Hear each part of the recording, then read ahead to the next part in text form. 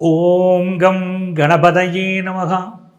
உலகெங்கும் வாழும் astro divine நேயர்களுக்கு உங்கள் ஆத்மார்த்த ஜோதிடர் நங்கநல்லூர் டாக்டர் பஞ்சநாதனின் 2026ஆம் ஆண்டு சனி பெயர்ச்சி நல்வாழ்த்துக்கள்.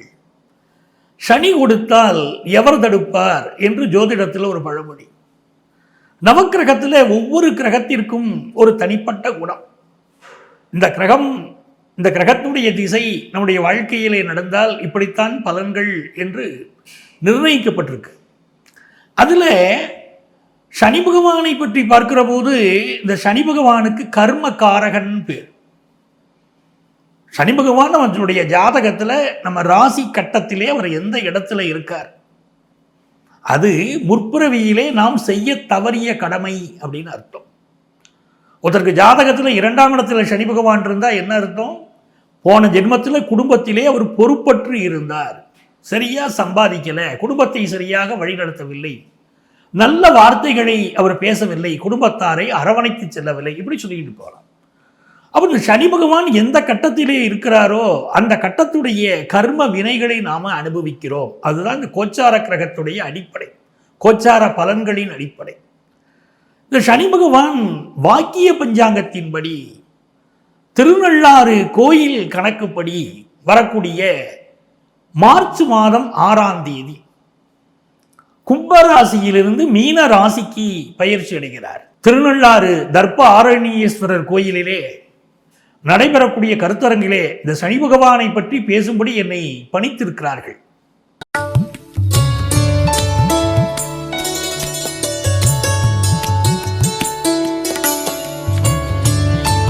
என் மனதிற்கு பிடித்த மிதுனராசி என்பர்களே, மிதுனம் சொல்லிட்டாலே ஒரு தனி மகிழ்ச்சி தாங்க. பொன்னெழில் பூத்தது புதுவானில் நாங்க பாருங்க, அப்படி மிதுனராசிக்காரங்களுக்கு ஒரு அற்புதமான காலம் பிறக்குதுங்க. அதை சொல்றதுல எனக்கு ஒரு மகிழ்ச்சிங்க. என்ன காரணம்னா, மிதுன ராசி இருக்கிறதே அது புதன் பகவானுடைய ராசி, உபய ராசின்னு பேர். ஒரு சரராசியில் ஒருத்தர் பிறக்கிறாருன்னா விறுவிறுன்னு காரியம் செய்துக்கிட்டே இருப்பார். ஸ்திர ராசியில் பிறக்கிறாருன்னா ஒரு விஷயத்தில் ஸ்ட்ராங்காக இருப்பார், தன் கருத்தை மாற்ற மாட்டார். இந்த உபய ராசிக்கு என்ன ஒரு விசேஷம் தெரியுமா? மற்ற 2 ராசிக்கு இல்லாத விசேஷம், சூழ்நிலை எப்படி இருக்கோ அதுக்கு தகுந்தாப்புல தன்னை மாற்றிக்கிடுவாங்க.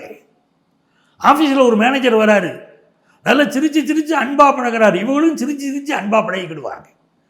மேனேஜர் கொஞ்சம் சிடுமுஞ்சியாக இருக்கார், அவர் கொஞ்சம் ஒதுங்கி இருக்கணும், முரடான ஆளு தான், கொஞ்சம் கரெக்டாக முரடாக தெரியுது, கொஞ்சம் ஒதுங்கி இருந்தால் நல்லதாக ஒதுங்கி இருப்பாங்க. சூழ்நிலையை புரிந்து கொண்டு நடந்து கொள்ளக்கூடிய ஒரு அற்புதமான பாங்கு இல்லை மிதுன ராசிக்கு. அப்படி மிதுன ராசிக்கு அதிபதியாக இருக்கக்கூடிய புதனும் சனி பகவானும் நண்பர்கள் இல்லையா? அதனால மிதுன ராசிக்கு மற்றவர்களோட பிரச்சனையை குறைவாக தான் கொடுப்பார். சார் குறைவாக கொடுக்கும்போதே அவ்வளோ சிக்கலா சார் அப்படின்னு நீங்கள் கேட்குறது எனக்கு புரியுது. பலருக்கு இந்த மிதுன ராசிக்காரங்களுக்கு இந்த கொரோனா பீரியட் வந்துச்சு பாருங்க, அதற்கு அந்த பீரியடில் ஆரம்பித்து பெரிய முன்னேற்றம் இல்லை. வியாபாரம் செய்கிறவங்களாம் நொடிச்சு போய் உட்காந்துருக்காங்க, என்னமோ கண்ணை கட்டி காட்டில் விட்ட மாதிரி இருக்குது. வீட்டில் பொண்டாட்டி பிள்ளைகளை நிம்மதியாக வச்சுக்கிட முடியல. ஒரு நல்ல படிப்பு படிக்க வைப்போம்னா காசு இல்லை, மனைவிக்கு அவங்க இஷ்டத்துக்கு ஒரு 2 பவுன் நகையை வாங்கி கொடுப்போம்னா காசு இல்லை. என்னங்க நீங்கள் பிஸ்னஸ் பண்ணுறீங்க அப்படின்னு கேட்குறாங்க. அப்படிப்பட்ட சூழ்நிலை இருக்குது அப்படின்னு சொல்லக்கூடிய மிதுன ராசிக்காரங்களுக்கெல்லாம் இப்போ என்ன ஒன்று வருதுன்னா, உங்கள் ராசிக்கு 10ஆம் இடத்துக்கு சனி பகவான் வருகிறார். 9ஆம் இடத்திலிருந்து 10ஆம் இடத்துக்கு சனி பகவான் வருகிறார். இந்த 10ஆம் இடத்திற்கு சனி பகவான் வந்தால் அது பேர் கர்மச்சனின்னு பேர். இந்த கர்மச்சனி என்ன பண்ணுது? உங்களுக்கு உங்களுடைய கடமைகள் வாழ்க்கையில் என்ன நீங்கள் செய்யாமல் இருந்துச்சோ அதையெல்லாம் இப்போ செய்ய விடும். இப்போ நீங்கள் என்ன பண்ணணும்? உங்களுக்கு முதல்ல ஒரு பெரிய கம்பெனிக்கு ஓனராக இருக்கிறீங்க, உங்களால் ஒரு 10 பேருக்கு வேலை கொடுக்க முடியும்ன்றதான் முதல்ல இந்த காலகட்டத்தில் முதல்ல உங்களுக்கு வேலை வாங்கி கொடுங்க. 10 பேருக்கு வேலை வாங்கி கொடுங்க. நீங்கள் ஒரு பெரிய இடத்துல வேலை பார்க்குறீங்க, உங்களுக்கு அந்த பவர் இருக்குது, உங்களுக்கு உங்களுக்கு வேலை வாங்கி கொடுக்க முடியும்னா வேலை வாங்கி கொடுங்க. சனி பகவான் மகிழ்வார். இப்போ 10ஆம் இடத்துல சனி பகவான் இருக்காருன்னா சந்திரன் இருக்கார் பாருங்க, உங்கள் ராசியில் சந்திரன். அதுக்கு 10ஆம் இடத்துல சரிங்கன்னா டெக்னிக்கல் விஷயங்களில் ரொம்ப எக்ஸ்பர்ட்டாக நீங்கள் வருவீங்க. எந்த டெக்னாலஜியாக இருந்தாலும் நீங்கள் பெரிய ஆளாக வருவீங்க. அந்த டெக்னிக்கல் ஃபீல்டில் நீங்கள் மிகப்பெரிய வெற்றிகளை பெறுவீர்கள் அப்படின்னு அதுக்கு ஒரு அர்த்தங்க. சனி பகவான் 10ஆம் இடத்துல இருந்தால் டெக்னிக்கல் ஃபீல்டில் சேர்ந்தவங்க எல்லாரும் ரொம்ப டாப் கிளாஸில் இருக்காங்க. இப்போ பாருங்கள், சனி பகவான் 10ஆம் இடத்துக்கு வந்த உடனே முதல்ல என்ன பண்ணணும்? நம்ம வேலையை அசைச்சு பார்க்கணும். இந்த வேலையிலேருந்து வேறு வேலை நம்ம மாறியே தீரணும் அப்படிங்கிற சூழ்நிலையெல்லாம் அதை கொண்டு வந்து கொடுக்கத்தாங்க செய்யும். ஒரு வேலை மாற்றத்திற்கு நம்மை தயார்படுத்திக்கிடணும். வேலை மாற்றம் வந்தாலும் நம்ம ஏற்றுக்கிடணும். இப்போ சனி பகவான் பார்வை எங்கப்படுது? கர்மஸ்தானத்தில் சனி உட்கார்ந்துருக்கிறதுனால இந்த 2.5 ஆண்டு காலமும் அம்மாவுடைய உடல் நலத்தில் கவனம் செலுத்தணும். அம்மாவுக்கு சில ஹெல்த் இஷ்யூஸ் கொடுக்கும், தாய்க்கு சிக்கலை கொடுக்கக்கூடிய காலகட்டம் அதை புரிஞ்சுக்கிடுங்க. இதே சமயத்தில் வீடு இருக்கு, நீங்க கட்டியிருக்கிற வீடு இருக்கு, அந்த வீட்டில் சில வாஸ்து கோளாறுகள் தென்படும். வீடை சுத்தமாக வச்சுக்கிடுங்க. அந்த 2.5 ஆண்டு காலமும் வீடை சுத்தமாக வைங்க. தினந்தோறும் வீட்டில் விளக்கேற்றுங்க. சனிக்கிழமையாச்சுன்னா அந்த வீட்டில் சாம்பிராணி தூபம் போட்டு வீட்டு முழுவதும் காட்டுங்க. இதெல்லாம் வீடு சம்பந்தப்பட்ட பிரச்சனைகளை நீக்கும். 10th +1 +2 படிக்கக்கூடிய ஸ்டூடெண்ட்ஸ் படிப்பில் நல்லா கான்சன்ட்ரேட் பண்ணணுங்க. இப்போ அது பண்ணினா உங்களுக்கு ரொம்ப நல்லது. குறிப்பாக மிதுன ராசிக்காரங்களுக்கு இப்போவே ஆரம்பிச்சிருக்கும் ஏதாவது உடல்நல பிரச்சனை, உங்களுக்கோ உங்கள் லைஃப் பார்ட்னருக்கோ ஏதோ ஒரு ஹெல்த் இஷ்யூ நினச்சி பயந்துக்கிட்டு கூட சிலர் இருப்பாங்க. என்னமோ பண்ணுதுங்க, உடம்பெல்லாம் உழைச்சலாக இருக்குங்க, ஒரு பக்கம் கை காலெலாம் இழுக்குதுங்க, ஏதோ வயத்தில் பிரச்சனைன்னு சொல்கிறாங்க, அப்படிலாம் பலர் மிதுன ராசிக்காரங்க சொல்லிக்கிட்டு இருப்பீங்க. ஏதாவது ஒரு ஹெல்த் இஷ்யூ அது இருந்துக்கிட்டு இருக்கும். வயிறு சம்மந்தப்பட்ட பிரச்சனை பலருக்கு இருக்கும். குடல் பிரச்சனை, வயிறு பிரச்சனை இருந்துக்கிட்டு இருக்கும். இதெல்லாம் தற்காலிகமானதுன்னு புரிஞ்சுக்கிடுங்க, பயந்துக்கிட வேண்டிய அவசியம் இல்லை.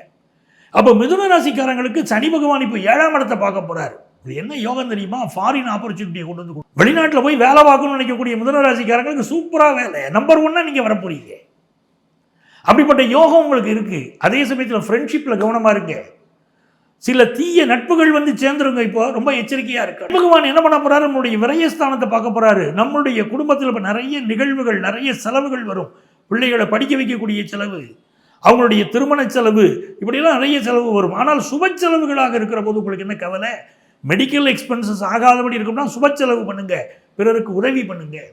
இந்த காலகட்டத்தில் யாரை வழிபட்டால் மிகப்பெரிய வெற்றிகள் நம்முடைய வாழ்க்கையில் தேடி வரும் அப்படின்னு பார்த்தீங்கன்னா, நாம் வழிபட வேண்டிய தெய்வம் திருவையாறு ஐயாரப்பன் தர்மசவர்த்தினியை வழிபட்டுட்டு அந்த கோயிலில் இருக்கக்கூடிய பைரவரை வழிபட வேண்டும். திருவையாறு ஐயாரப்பன் தர்மசவர்த்தினியை அறம்பளர்த்த நாயகியை வழிபட்டு விட்டு அங்கே இருக்கக்கூடிய பைரவரை வழிபட வேண்டும். அந்த பைரவரை நீங்கள் வழிபட வழிபட உங்கள் வாழ்க்கை அற்புதமாக இருக்கும். ஐயாரப்பனுக்கு நீங்கள் புனுகு சட்டை சார்த்தி வழிபாடு செய்தாலும் சனி பகவான் அகமகிழ்ந்து உங்களுக்கு எல்லா நன்மைகளையும் வாரி வழங்குவாருங்க. சூப்பர் பீரியடுங்க, நல்லா என்ஜாய் பண்ணுங்க. சனி பகவான் நம்முடைய ராசிக்கு என்ன என்ன பலன்களெல்லாம் தரப்போறாரு அப்படின்னு உங்களுக்கு நான் விவரமாக எடுத்து சொல்லிட்டேன். இப்போ நீங்கள் என்ன செய்யணும்? நம்முடைய ராசிக்கு இந்த சனி பகவான் எந்த கட்டத்தில் இருக்கார்? முதல்ல உங்கள் சுய ஜாதகத்தை எடுத்து இப்போ பார்த்துடணும். சுய ஜாதகத்தில் சனி பகவான் ஆட்சியாக இருக்காரா, உச்சமாக இருக்காரா, நட்பு வீட்டில் இருக்காரா, பகை வீட்டில் இருக்காரா அப்படிங்கிறத முதல்ல கணக்கு பண்ணணும். இரண்டாவது, இந்த கோச்சார சனி பகவான் இப்போ மீனத்தில் இருக்காரே, சுய ஜாதகத்தில் அவர் எந்த கட்டத்தில் இருக்கார்? அந்த கட்டத்தில் இருக்கக்கூடிய சனி பகவானுக்கும் இந்த சனி பகவானுக்கும் இடையில் எவ்வளவு டிகிரிகள் அமைகிறது, என்ன ஆங்கிளில் இவர் இருக்கார், அதை பொறுத்து தான் இவர் நன்மை தருவாரா தீமை தருவாரா நம்ம முடிவு பண்ணிட முடியும். இந்த சனி பகவானுக்கு மந்தன்னு பேர். நிதானமாகத்தான் ஒவ்வொரு காரியத்தையும் செய்யக்கூடியவர். இவருக்கு சனீஸ்வரன் அப்படிங்கிற பேர் எல்லாரும் நினச்சிக்கிட்டு இருக்கோம். இவருடைய பெயர் சனைஸ்வரன். சனைஸ்வரன், சனைஸ்வரன் என்றால் ஒரு காலை ஊன்றி நடப்பவர் அப்படின்னு அர்த்தம். ராமாயணத்தில் கூனிங்கிற ஒரு பாத்திரம், ராமர் மீது அவள் கொண்ட வெறுப்பு, சின்ன வயசில் ராமபுரான் கோலி விளையாடுகிற போது அந்த கோலி குண்டை அவள் மீது எரிந்து விட்டாருங்கிற கோபத்தில் இருக்கக்கூடிய கூனி ராமாயணத்தின் போக்கையே மாற்றுகிறாள். ராமனை அரசாட்சிக்கு வரக்கூடாது, அதற்காக கைகேயிக்கு தூபம் போடுகிறாள். ராமனை காட்டுக்கு அனுப்ப வேண்டும் அப்படிங்கிற ஐடியாவை சொல்லிக் கொடுத்தவளே கைகேயிக்கு சொல்லிக் கொடுத்து ராமபுரான் வாழ்க்கை போக்கையே மாற்றியவள் கூனி. அவள்தான் ராமாயணத்தில் வரக்கூடிய சனி. மகாபாரதத்தில் சகுனின்னு ஒருத்தர் இருந்தார், அந்த சகுனி தான் சனி. மகாபாரத போக்கையே மாற்றியவர். நியாயமாக தர்மருக்கு கிடைக்க வேண்டிய நாடு, பஞ்சபாண்டவர்கள் கிடைக்க வேண்டிய நாடு கிடைக்காதபடி செய்தவருக்கு சூதாட்டம் என்ற ஒரு ஆயுதத்தை எடுத்து மகாபாரத அமைப்பையே மாற்றியவர் சகுனி. ஆகவேதான் சூதாட்டத்தில் ஈடுபடாதீங்கன்னு நம்முடைய முன்னோர்கள் சொல்லுவாங்க. அப்படியெல்லாம் சனி பகவான் பல்வேறு ரூபங்களிலே மனித வாழ்க்கையிலே புகுந்து கொள்கிறார். பொதுவாக வீட்டை விட்டு வெளியே போயிட்டு வரீங்கன்னா இந்த சனி காலத்தில் காலை கழுவிட்டு தான் வீட்டுக்குள்ளே வரணும். ஏன்னா கால் விரல்கள் மூலம்தான், கால் மூலம்தான் அவர் பரவுகிறார். பலருக்கு நரம்பு பிரச்சனை, உடம்பு பிரச்சனையெல்லாம் கொடுத்துடுறார். இப்படியெல்லாம் பிரச்சனை வரக்கூடாதுங்க, நாங்கள் நல்லா இருக்கணுங்க அப்படின்னா நீங்கள் சனி பகவானை ஆராதியுங்கள், கொண்டாடுங்கள். உங்களை நல்ல முறையில் அவர் காப்பாற்றுவார்.